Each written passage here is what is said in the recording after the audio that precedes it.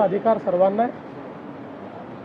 केवळ लोकशाहीमध्ये आंदोलन करतानाही संविधानाने दिलेले हक्क आणि त्यासोबत संविधानाने टाकलेली जबाबदारी या दोन्ही गोष्टी लक्षात घेतल्या पाहिजे। कोणीही परवानगी घेऊन आंदोलन करत असेल, शांतिपूर्ण आंदोलन करत असेल तर अशा आंदोलनाला परवानगी पण दिली जाईल आणि अशी आंदोलनं करण्याचा सगळ्यांना अधिकार आहे। जाणीवपूर्वक राजकीय अशांतता तयार करण्याकरता बिना परवानगी आंदोलनं करणे, हिंसा करणे हे मात्र कुठल्याही परिस्थितीमध्ये योग्य नाही। त्याच्यावर आवश्यक ती कारवाई केली जाईल।